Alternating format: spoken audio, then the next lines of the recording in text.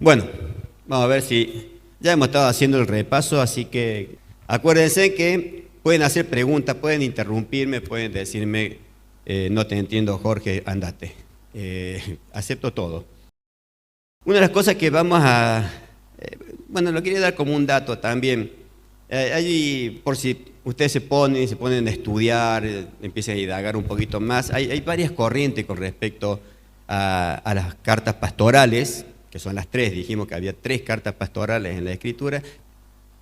Y cuando les digo que ustedes van a ver dos corrientes cuando estudien, que está la parte de, hay un criterio que no cree que Pablo estuvo prisionero 2 veces en Roma.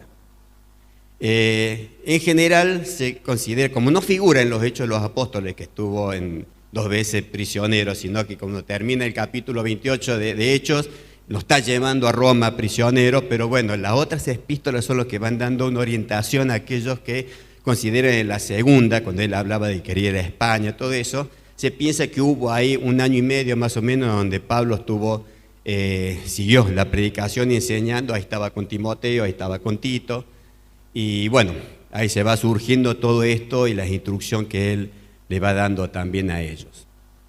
Perfecto, bueno, habíamos empezado leyendo: Pablo, siervo de Dios y apóstol de Jesucristo, conforme a la fe de los escogidos de Dios y el conocimiento de la verdad que es según piedad. Más o menos hasta ahí habíamos visto ayer, el miércoles pasado. Y continuamos ahora: en la esperanza de la vida eterna, la cual Dios, que no miente, prometió desde antes del principio de los siglos, y a su debido tiempo manifestó su palabra por medio de la predicación que me fue encomendada por mandato de Dios nuestro Salvador. A Tito, verdadero hijo en la común fe, gracia, misericordia y paz de Dios, Padre y del Señor Jesucristo, nuestro Salvador.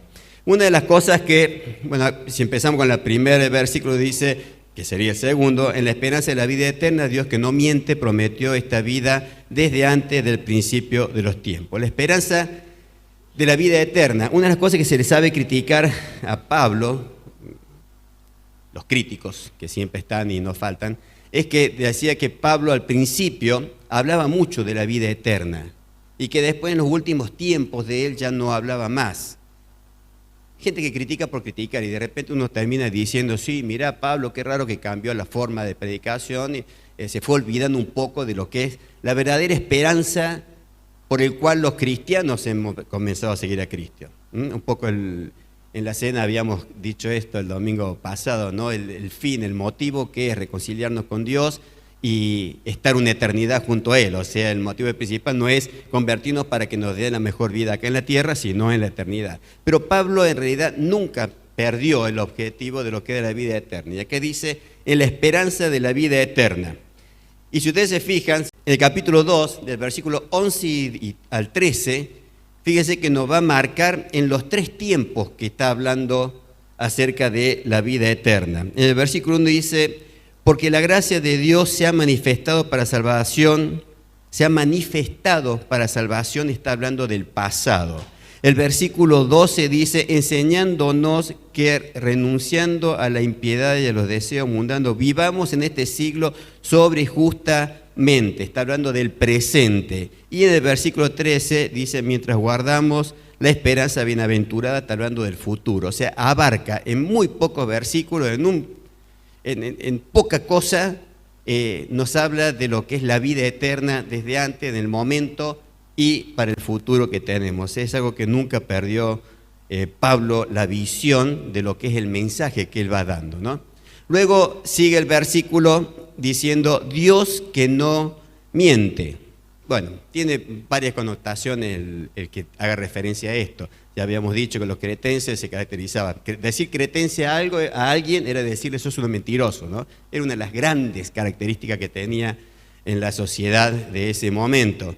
Entonces, decir que Dios no miente estaba marcando ya una pauta muy particular.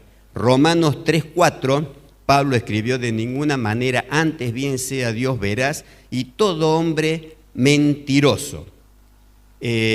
O sea, va dejando muy en claro que Dios, el que está dando este mensaje, no miente en absoluto.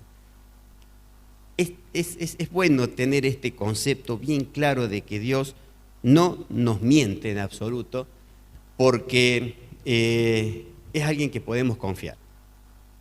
A veces decimos, Dios no miente. Bueno, pero pensemos en que si alguien no miente, es alguien que podemos confiar realmente toda nuestra vida, ¿no? Y Dios se nos presenta de esa forma. Él no miente, así que confiemos en todo lo que Él va a hacer y va a decir. A veces, alguna vez escuché un mensaje, y daban un montón de datos, parecía un mensaje, qué lindo, hablando de las cosas que Dios no puede hacer, ¿no? Y este sería para dar un mensaje, ¿no? Dios que no puede mentir. Y en realidad Dios puede hacer cualquier cosa. ¿Qué no puede hacer Dios? Ahora, evidentemente mentir no está en su propia esencia.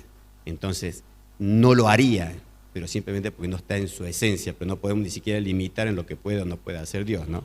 Si quisiera, podría mentir. Si quisiera. O sea, por eso a veces esos mensajes que le dan esas pautas de que Dios no puede, no, Dios podría hacer todo.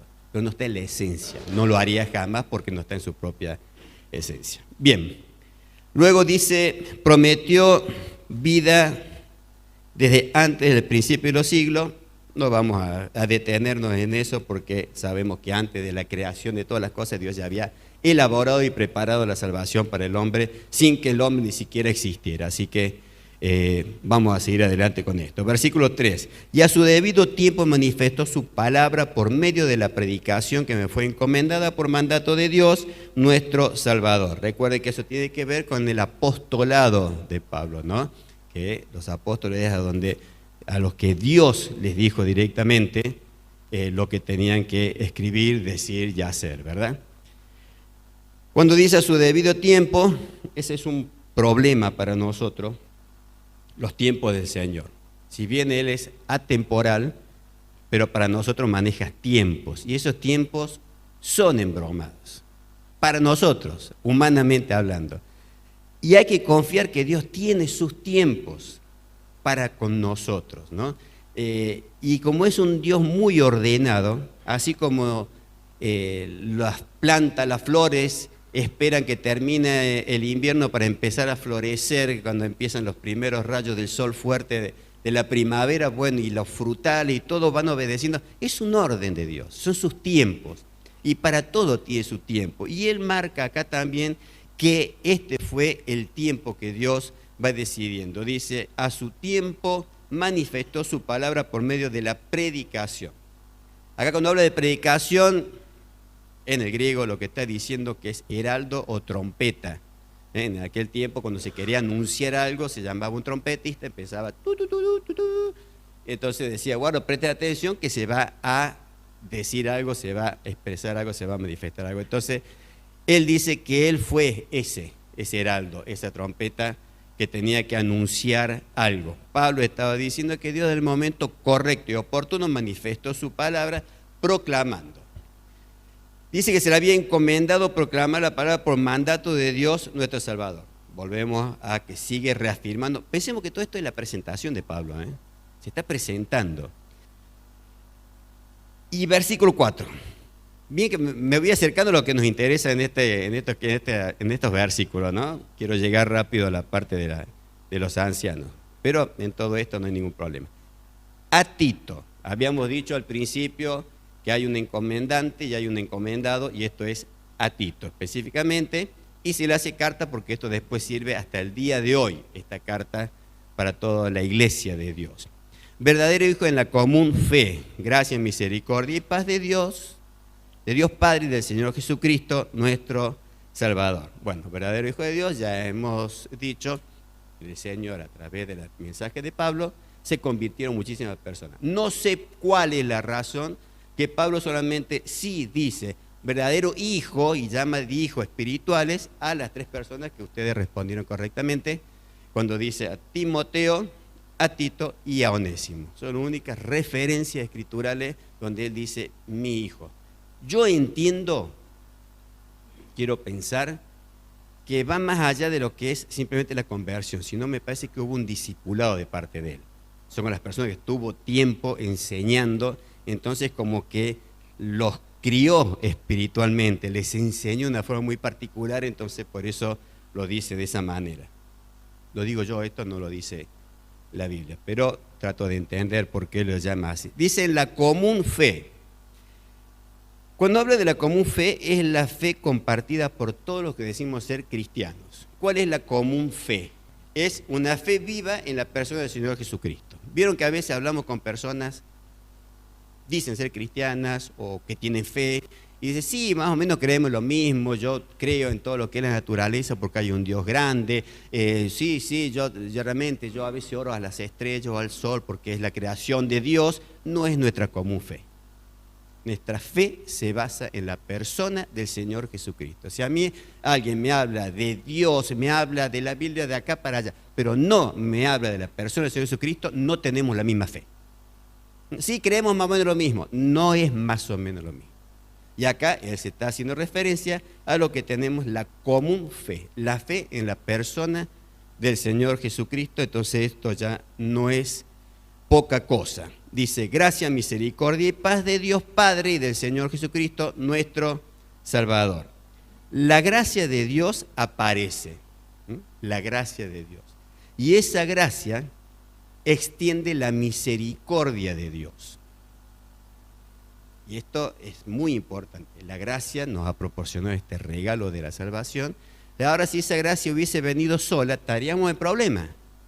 Pero la acompañó con la misericordia. Entonces, la misericordia acepta a Jorgito como es. Y gracias a esa misericordia, Jorgito tiene paz. Gracia, misericordia y paz. La paz que Dios nos provee hoy, acá, y la paz que vamos a tener en la eternidad por siempre. Pero es importante tener el concepto gracia y misericordia. A veces los cristianos vivimos muy amargados, muy entristecidos por un montón de cosas porque olvidamos la misericordia de Dios. Es como que de repente nos gusta más, cuando llega esa parte, hablar más de la justicia de Dios, de la actitud dura de Dios, para que corrijamos. Pero a veces eso nos bloquea un montón porque me veo muy débil para salir de determinadas situaciones. Entonces, gracia, misericordia y paz son tres cosas que tenemos que tener muy presentes en los cristianos para que nuestra vida sea más placentera como hijo de Dios. Sabemos que estamos en error, sabemos esto, pero también entendemos esa misericordia. Me dio el regalo de la salvación, pero hay una misericordia muy grande y me da oportunidad. Dios a su Hijo le va a dar siempre la oportunidad de corregirnos, de salir adelante, y va a estar ahí, siempre. Eso es misericordia. Si vivimos con este concepto claro, y Pablo está dejando claro acá, se hace efectiva la paz. Es una paz que debemos experimentarla, pero solamente así. ¿Cuándo perdemos la paz? Si yo siento que Dios me puede... Levanta la mano vos, dime. No, está perfecto eso. No se puede cambiar. Gracia, misericordia y paz. Va en ese orden. Bueno, vamos a entrar al primer subdivisión que se le va haciendo a esta carta. Tiene un título grande, pero largo. Dice, una iglesia ordenada debe tener ancianos reconocidos que cumplan los requisitos prescriptos. Bien. Esto fundamentalmente cuando se lee, habíamos dicho, cuando leíamos Tito, nos íbamos de cabeza a esta parte, ¿no? Es como que específicamente. Es casi específico, ¿no? Primero fue a buscar, a que corrigiera lo que estaba desordenado, deficiente. En realidad la palabra deficiente lo que está haciendo referencia a cosas que están faltando hacer. Bien, esto está desde el versículo 5 al versículo 9, donde vamos a empezar a ver este tema. Dice, por esta causa, acá está la respuesta, te dejé en Creta. Esto también nos habla de dos cosas, ¿no? Si bien no hay referencia de Pablo caminando en la isla, si te dejé, porque ahí estaban los dos. Cae de maduro la expresión por ese lado. Para que corrigieras lo deficiente y establecieras ancianos en cada ciudad, así como yo te mandé. Si bien va a establecer ancianos, pero hay que corregir cosas. Y las cosas que había que corregir son cosas que estaban faltando. es como que ellos iban caminando por estas ciudades, o sea, tuvieron un tiempo importante porque la isla era muy grande y había muchas ciudades y en cada ciudad había iglesias cristianas y ellos fueron recorriendo y fueron notando que había cosas que había que corregir, que arreglar, que instruir. Entonces es lo que va a hacer acá esto. Bien. Primero lo que vamos a ver es esto lo que hemos estado hablando un poquito recién de quién eran los cretenses, porque es importante saber a dónde lo metió a Tito. Pero Tito también está reflejado en 2 Corintios, en los problemas que tenía Corintio. Y ahí estaba Tito haciendo frente a todas esas situaciones que sabemos que era una iglesia bastante difícil. O sea, tenía un carácter ya preparado y acondicionado Tito para poder enfrentar esto. ¿Quién eran los cretenses? Eran conocidos. Este es el criterio que había de esos cretenses que vivían ahí, como si fueran los cordobeses que vivían ahí. Mentirosos, por eso se le decía cretense. Era una forma, te conocían a alguien y vos eras medio mentiroso, aunque no eras cretense, te decían, vos sos cretense, y te decían, vos sos un mentiroso. Era muy fuerte esta reputación que tenían. Eran traicioneros, avaros. La mayoría dice que habían servido como mercenarios al mejor postor. Chicos buenos, ¿no? Las ciudades eran conocidas por inseguras y corrupción sexual. La iglesia, de alguna manera, había caído de meter la sociedad dentro de la iglesia misma, ¿no? En realidad, eran cristianos, pero vivían como cretenses porque eran cretenses. Entonces, había que corregir algunas cositas, porque estas cosas que estamos diciendo uno las ve como insulto y para ellos era natural. Ellos habían mezclado sus ideas también, hubo una mezcla fuerte de idea de Jesús con sus dioses griegos. Ellos tenían a Zeus, que es más, mira cómo serán de mentiroso que Zeus nació en Creta, ¿sabían eso ustedes? Zeus nació en Creta y se enorgullecían de este dios por la forma que la historia que contaban de cómo engañaba a las mujeres para conquistarla, por lo pícaro que era en ese aspecto. Entonces Zeus era, miren, hicieron nacer un dios en la isla, así que si eran mentirosos, mansito, ¿no? Se jactaban justamente de todo ese carácter corrupto que tenían los cretenses, pero ellos se jactaban de eso. Pablo le pedía a Tito marcar total diferencia y por eso demostrarse fiel y verdadero. Tenía un trabajo personal Tito porque tenía que estar ahí y tenía que marcar bastante diferencia. Los ancianos a nombrar se debían mostrar, tanto ellos como sus familias, diferentes también. Y ahí hay un problema, porque los ancianos que se tienen que nombrar, ¿de dónde eran? De Creta, con todo eso que tenían ellos. Así que no iba a ser fácil. ¿Cómo aparece? No sé si ustedes se lo preguntan eso, ¿cómo aparecieron las iglesias en Creta? Si dijimos también, respondieron que no hubo un viaje específico, por lo menos descrito en los Hechos de los Apóstoles, a Creta. ¿Cómo llegaron? ¿Por qué Pablo y Tito después fueron allá? Porque se han enterado que habían cristianos. ¿Cómo creen que llegaron? Alguien que busque Hechos 2:11. Y antes de leer el versículo, vamos haciendo un ejercicio, como estamos haciendo estudios, hagan un vistazo antes de Hechos 2:11 para decir, ante el que la vaya a leer, qué situación se está creando en ese momento, por qué se dice lo que vamos a leer. A ver, con un vistazo nomás o con leer el título nos vamos a dar cuenta. ¿Qué historia aquí? ¿Qué está hablando de eso? ¿Ah? El Pentecostés, claro, eso cuando alguien pide un versículo, para que vayamos sabiendo esas cosas. Uno lee el versículo, entonces yo acá no tengo la Biblia abierta y sí, había cretenses y medos y persas. ¿Qué me estás hablando? ¿Dónde estaba esa gente? ¿En un barco? ¿En dónde estaban? Entonces, pintar rápido la escena, ver, hacer un pantallazo de lo que estamos leyendo, decimos, este es el Pentecostés cuando se manifestó el Espíritu Santo. ¿Quiénes estaban ahí? Empieza a nombrar un montón de lugares y dice que había cretenses. Entonces, evidentemente, en ese momento, gente de Creta que estaba y había ido a esos lugares donde estaban predicando y donde justo se manifestó el Espíritu Santo, escucharon, aceptaron, vieron, se maravillaron y fueron a Creta y predicaron a este Jesús. Y se formaron iglesias, eso que se decía, tú que tienes 100 ciudades, no sé, no creo que haya tenido 100 ciudades en ese kilometraje que tenía, pero tenía muchas ciudades porque por todos lados tenía los puertos, porque era un lugar muy estratégico, y se formaron iglesias cristianas. Y desde ahí, entonces ahí donde podemos ver que enterado Pablo que en Creta había cristianos que se habían formado iglesia, dijo, vamos.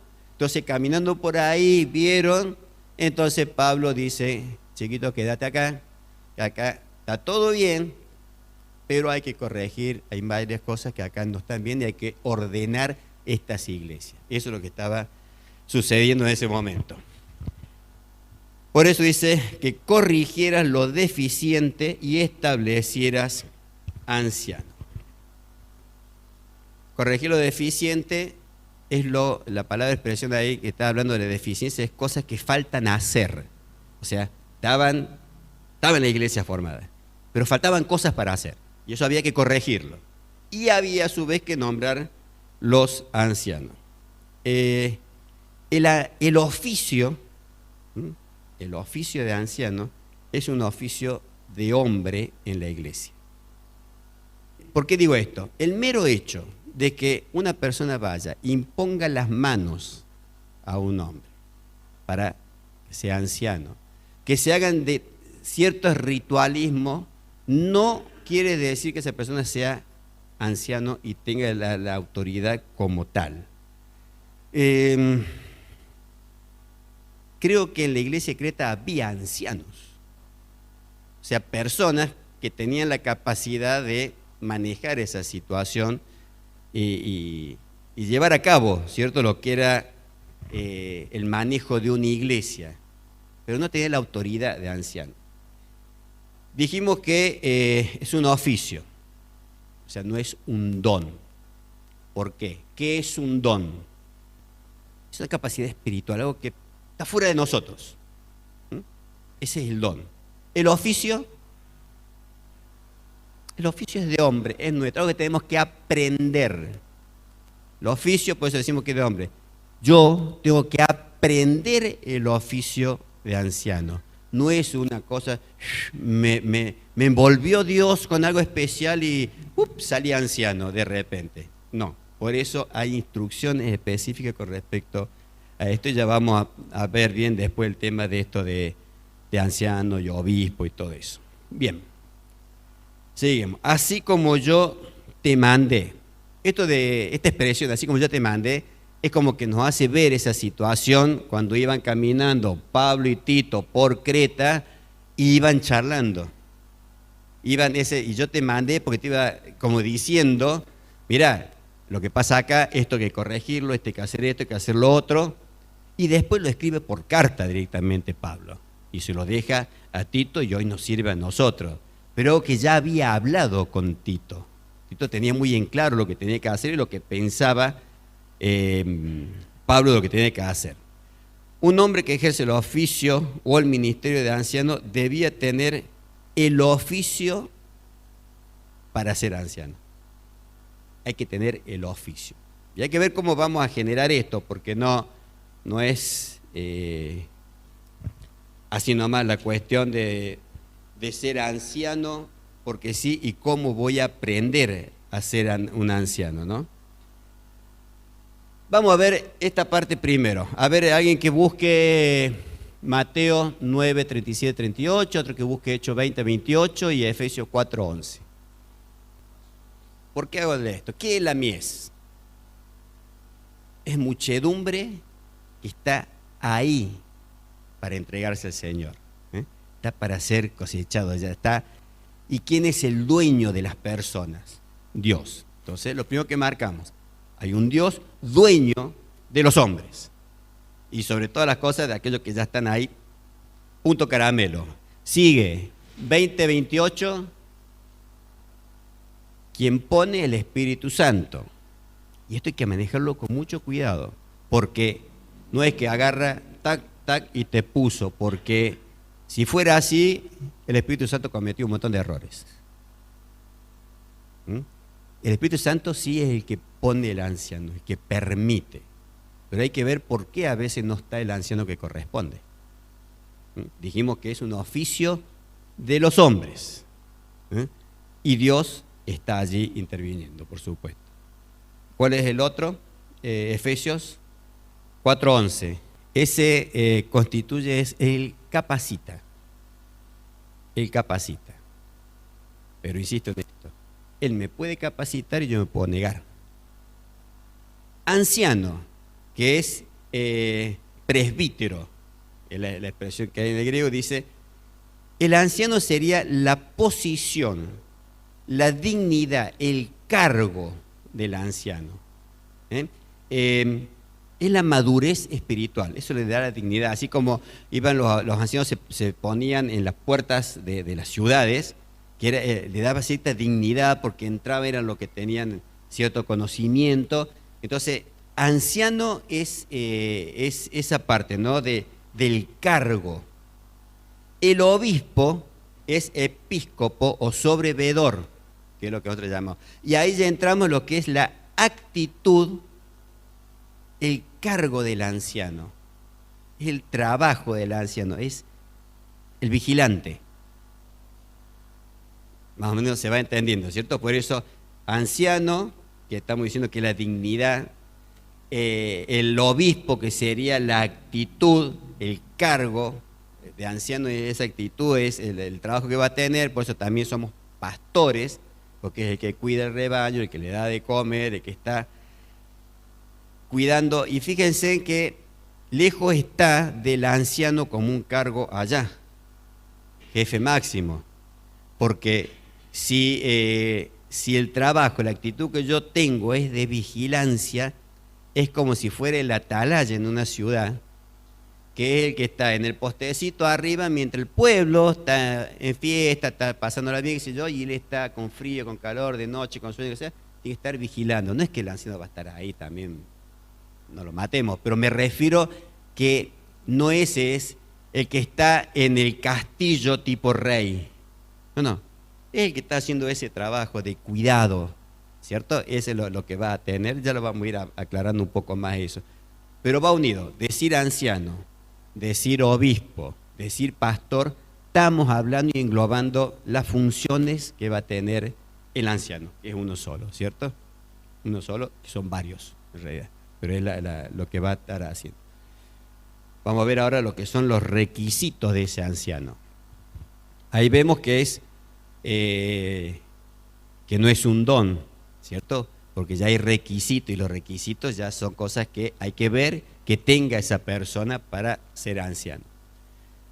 El versículo 6, el anciano debe ser irreprochable, marido de una sola mujer, y que tenga hijos creyentes que no estén acusados de disolución. Recuerden que esto le dice Pablo a Tito, tenés que nombrar anciano, ahora busca hombres, fíjate, con estos requisitos, con estas características, dentro de lo que vos estás viendo en las iglesias.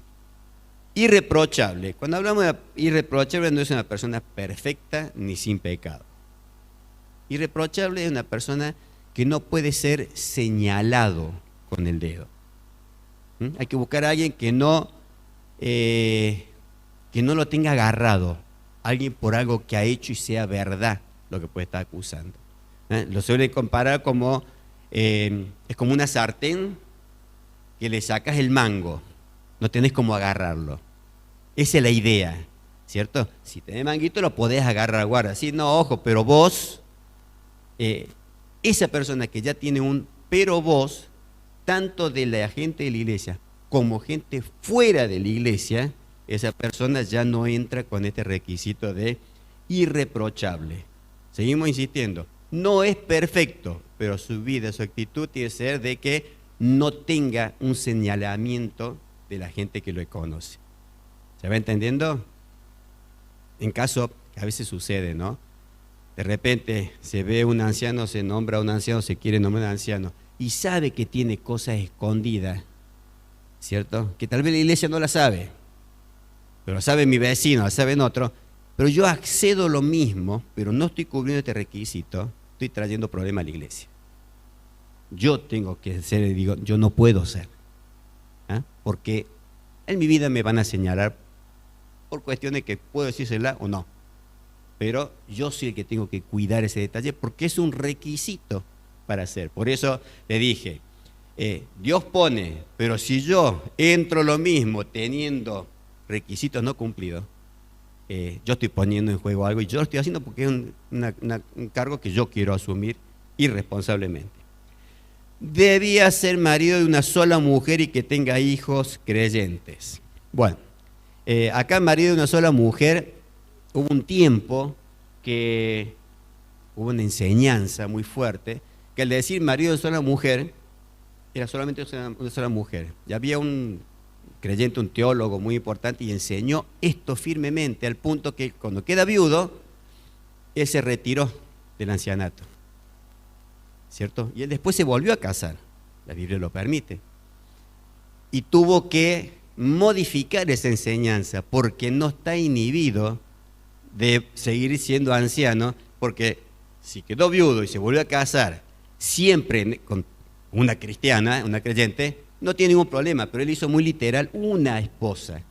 Y esa fue una enseñanza. Por eso es importante aprender de la Biblia. Hijos creyentes, ese es un tema, porque podemos ser grandes cristianos, el matrimonio es espectacular, y nuestros hijos no creyentes.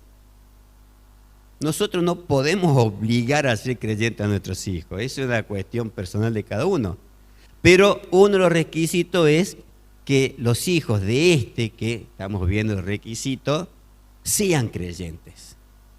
Y eso siempre hablan de, porque se hacían las preguntas, pero si mi hijo ya no está en mi casa, ya es grande, que no, mientras esté bajo mi techo también. Pero hay varias cosas para analizar ahí. Si tenemos dos personas, uno tiene hijos creyentes dentro de la casa y hijos no creyentes fuera de la casa, ¿a cuál de los dos elegimos? Tenemos uno, yo tengo mis hijos, pero tengo un par de hijos que ya se fueron de mi casa, pero no son cristianos. Y él tiene los hijos cristianos. ¿A quién elegimos? ¿A los dos?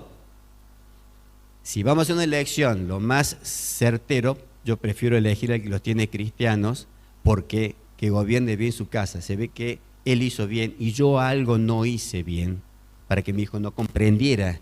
Entonces, no estoy en pecado ni hice, puede ser, o sea, no hay problema, puedo ser un gran papá espiritual.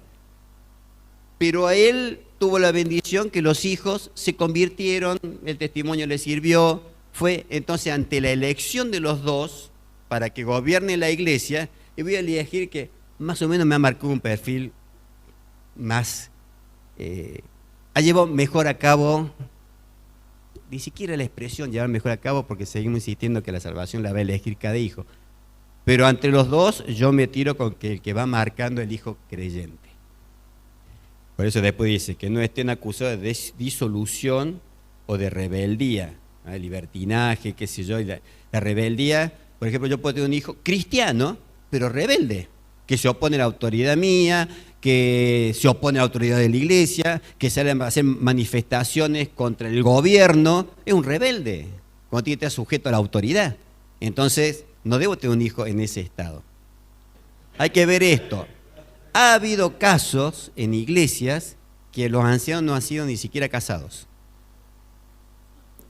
Ha habido casos que ha habido ancianos, pero hay que ver la situación de la iglesia, capaz que no hay, es nuevita, no hay nadie, necesita estar, bueno, y va a arrancar.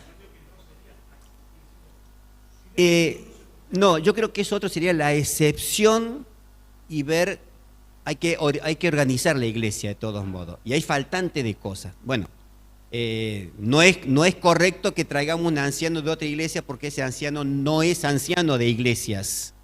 El anciano es de su iglesia. El que ha sido anciano, yo puedo decir, yo fui anciano de acá, entonces voy a otra iglesia y voy a ser anciano en la otra iglesia. No, hermano, va a barrer la otra iglesia, no te va a creer que... tampoco el que haya. Por eso, estos, acá, en Timoteo y en Tito, da requisitos, o sea, ya vamos a ver por qué son estos requisitos, porque tiene un porqué. No se olviden que es un oficio y tiene que tener, para cumplir el oficio, estos requisitos. Esto tiene que estar. Nosotros empezamos con esto otro, y si no es casado, como estamos diciendo, y si no tiene el hijo, Señor, veremos, no se olviden que Él es el que lo pone, entonces es dueño de poner de repente al que no encaja acá por la razón que tendrá. Pero las iglesias tenemos que manejarnos con esta óptica. Es lo que Dios nos está dejando a nosotros para poder identificar a un anciano. Si no, bueno, y aparte esto y aparte lo otro. No podemos agregarle cosas a esto, pero tampoco le podemos quitar. Está escrito así, está hecho de esta forma.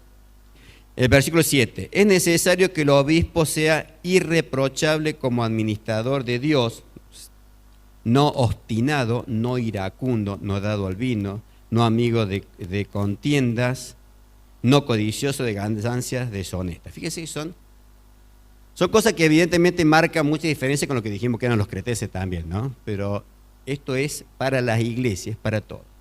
Dice, en un aspecto más práctico, un obispo o anciano no debe ser obstinado, o sea, una persona terca. Y terco somos a veces, nos ponemos en esa terquedad y dice, no puede ser así un anciano. Si tenemos ya una característica de una persona así, y no está encajando porque es un administrador, es un mayordomo. El mayordomo no es el dueño del palacio, es un mayordomo, que lo pusieron ahí porque va a hacer lo que el dueño de la casa le indicó, cómo debe poner las cosas y cómo debe hacerlas, y va a poner gente que lo ayude a trabajar. ¿Qué es un terco? Si decimos, bueno, vamos a comer, el plato está acá, acá va el tenedor y acá va la cuchara. Y yo digo, no, lo voy a poner al revés. Pero a mí me indicó el dueño de casa que fuera. Entonces vienen ustedes y me dicen, Jorge, es al revés. No, yo lo pongo así porque a mí me parece, es lo mismo, de allá a acá es la misma cosa y lo ponemos. No puede ser terco. No es el que tiene la verdad. El que no es anciano tiene la verdad también, porque tiene la palabra de Dios y se va con la palabra de Dios. Guarda, la verdad no la tiene el anciano.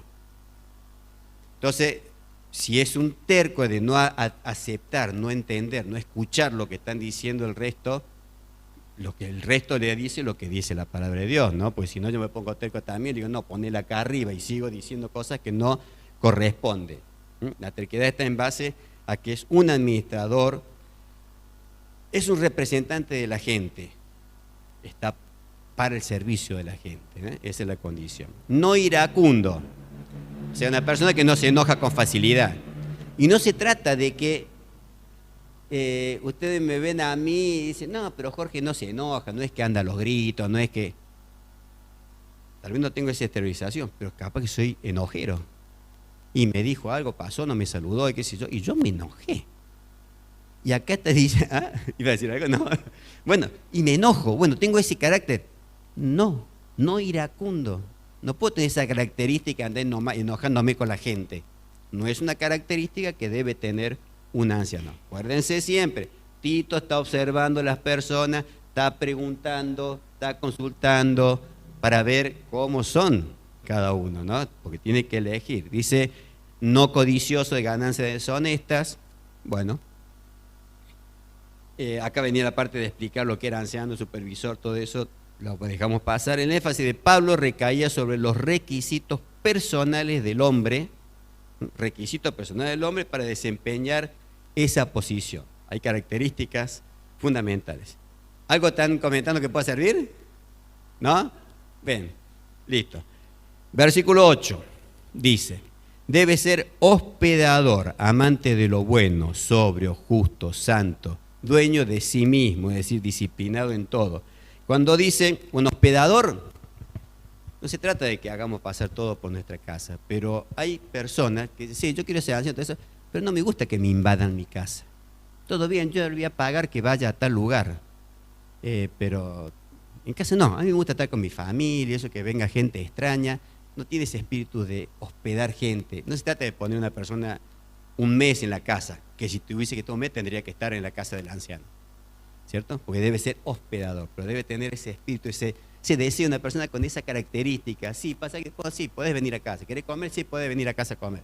¿Tenés que dormir? No tenés que dormir, podés venir a casa a comer. El anciano tiene que tener la disposición de hospedar.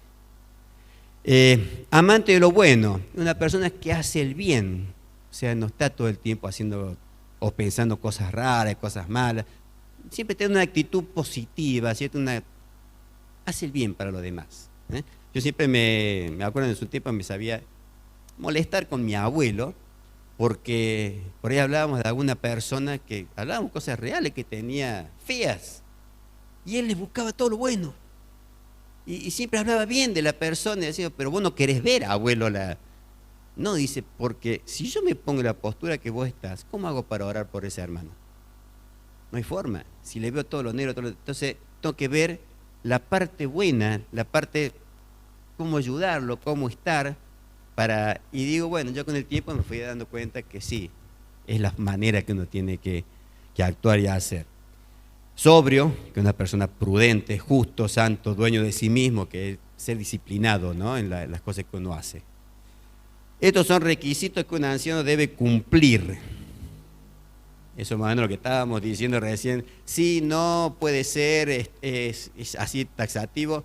Son requisitos que debe cumplir en el momento que uno va a buscar. Versículo 9. Retenedor de la palabra fiel tal como ha sido enseñada, para que también pueda exhortar con sana enseñanza y convencer a los que contradicen. Es decir, debe ser capaz de exhortar, de enseñar, y tiene que tener capacidad para refutar la herejía. No estamos hablando que sea un maestro del don de maestría, pero debe conocer la palabra de Dios porque debe saber enseñarla.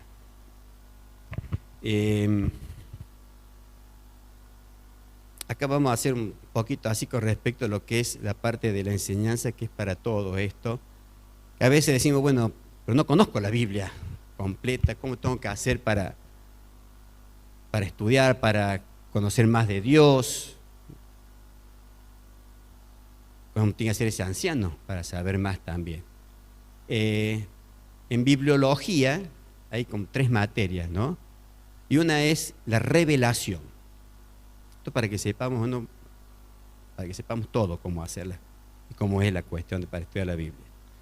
Revelación. La revelación son aquellas cosas que el hombre no puede saber por sí mismo y Dios la reveló al hombre. Moisés estuvo en la creación del mundo, sin embargo escribió todo. Después está lo que es la inspiración. ¿Qué dice?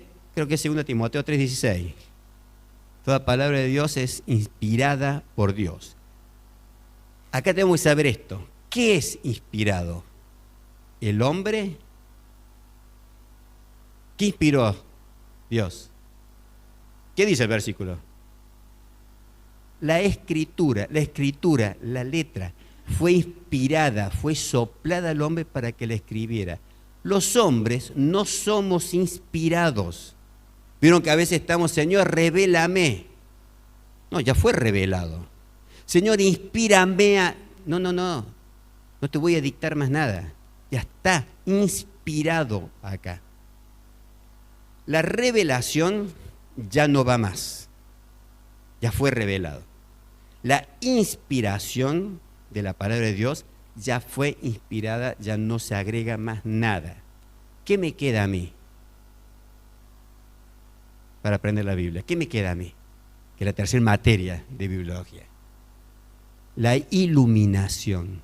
Señor, ilumíname para comprender tu revelación y tu inspiración. Debo ser iluminado, Dios me tiene que aclarar la palabra de Dios. Cuando la leamos, la tratemos de estudiar, debo pedir al Señor, ilumíname, mostrame, saca todo lo oscuro, abrime la puerta. Esa es la parte que nos toca a nosotros, porque a veces estamos en revelación y queremos meter ahí, o la inspiración, que Dios me inspire para tal cosa. No, que me ilumine. Esa es la parte que nos toca a nosotros, el resto ya está hecho por Dios. Bueno, acá tenemos la mala reputación, que ya lo hemos hablado, de los engañadores. Dice, hay aún muchos obstinados habladores de vanidad y engañadores, mayormente de la circuncisión. Bueno, ahí está hablando de los judíos que estaban tratando de imponer las cosas judías con el cristianismo, que lo habíamos visto la vez pasada. Dice, a eso es preciso tapar la boca porque trastornan casas enteras, enseñando por ganancia deshonesta lo que no conviene. Esto es lo que hay que tener también cuidado, ¿no? Cuando alguien está metiendo el pico en algo que no corresponde, en algo incorrecto, el anciano tiene que poner freno rápido a algo así, porque no tan solo me está diciendo algo a mí, sino que eso yo lo voy a llevar a mi casa, y se trastornan familias enteras, y se crean tremendos problemas en las congregaciones, porque esta familia, empieza lo que tiene todo, porque dejó que se metiera una instrucción, un comentario incorrecto, una imposición de algo que después fue torciendo todo. Uno dice, por ganancia deshonesta, y ahí habla uno de ellos, su propio profeta dijo, los cretenses son siempre mentirosos, mala bestia, glotones, está hablando de cómo son. ¿Saben? Todo eso eran. Fíjense que acá Pablo le hace escribir a Tito algo que dijo un profeta de ellos. ¿A qué quiero ir esto? La Biblia toda, dijimos que es revelada e inspirada por Dios. Esto que escribió un profeta de ellos, mentiroso, glotón y todo eso, Dios permitió que esté acá en la Escritura para que lo tengamos presente. Dios escribió eso también. Eso para que tengamos la Biblia con el concepto, Dios si está acá es porque, aunque sea historias de otro, como hay muchos pasos que se dice, vieron, a mí Pablo en un momento también dice, esto no lo dice el Señor, lo digo yo.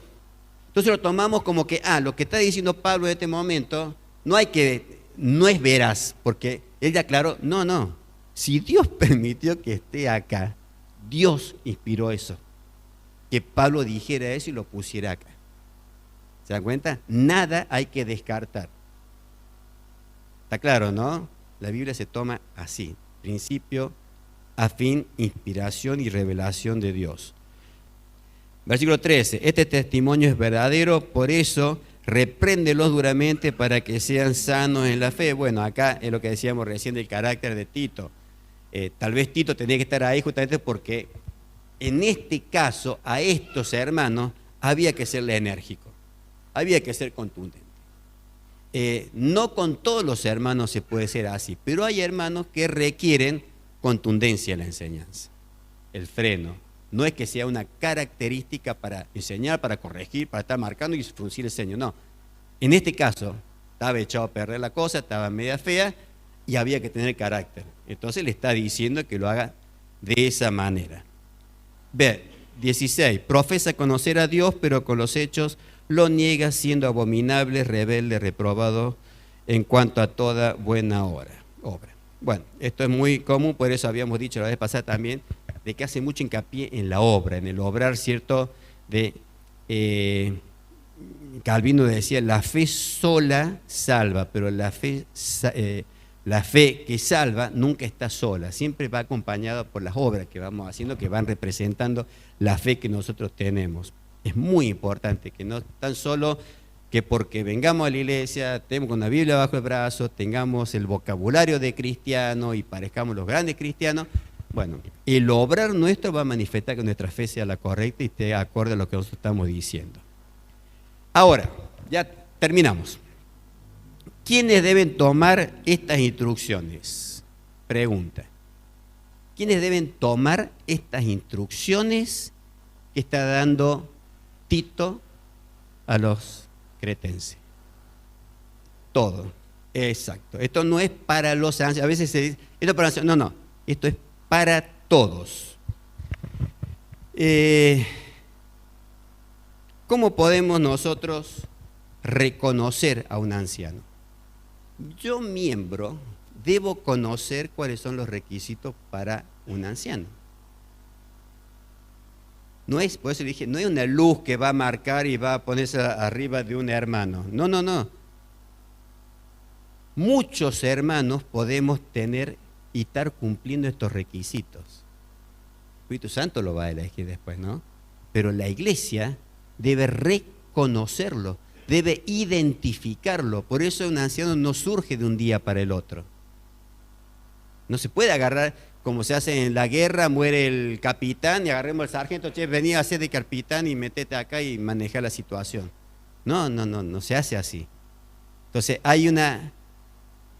La iglesia es como que fuese la preparatoria para los ancianos. A veces decimos, ¿cómo puede ser que en la iglesia no haya ancianos? No surgen ancianos. ¿Cómo esto de surgir? Porque, ¿qué está pasando en la iglesia? Que en la instrucción de la iglesia no se llega a ser cristiano con la característica de un anciano para ser elegido, si la característica es una persona de bien, de un hijo de Dios, de una persona correcta. 10 podemos tener todas las características y el Señor va a elegir el que corresponde. Ahí sí va a ser la elección. Pero debemos estar todos ahí. Y la iglesia tiene que poder identificarlo. La pregunta que habían hecho a alguien de que si un anciano, vos dijiste, si un anciano arranca con toda la característica y después en el transcurso del ancianato no la cumple, ¿qué pasa con ese anciano? En mi tiempo siempre se enseñó que un anciano no se podía destituir. El anciano estará puesto por Dios. Y el anciano no lo puede sacar nadie, no lo puede sacar otro anciano. Y yo he vivido con eso. Y es una mala instrucción.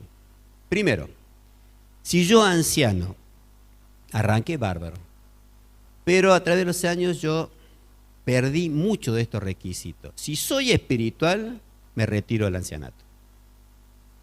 Si es más fuerte el cargo, el ancianato y no el obispado, porque esto, fíjense, en 2 Timoteo 3:16 que dice, ¿qué cosa? Ancianato. ¿Y qué era el obispado? No es el cargo, no es la charretera, es el servicio, es el trabajo. Muchas veces se quiere ser anciano, pero no se quiere hacer el trabajo del anciano. El trabajo no, el cargo sí. Eso existe mucho. Entonces, si yo me quiero quedar con la silla, ¿cómo hacemos para sacarlo? Primero, los ancianos, por eso son siempre varios, siempre está la pluralidad, le van a decir, tenés que irte. Si no se quiere ir, está la iglesia. Y se presenta a la iglesia, porque la iglesia conoce los requisitos del anciano. Entonces, públicamente el anciano se ve que esto, hermano, no podés seguir siendo, tenés que retirarte.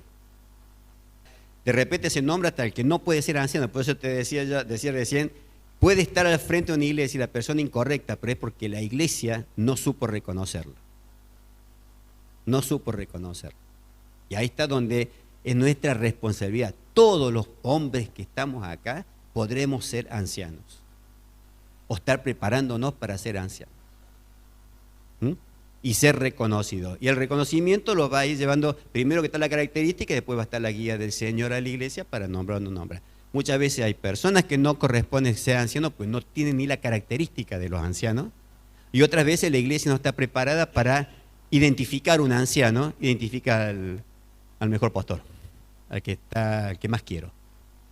Por eso la iglesia ya en forma a nosotros estamos orando por ancianos, y eso de orar por ancianos no es, Señor, muéstrame cuál, no.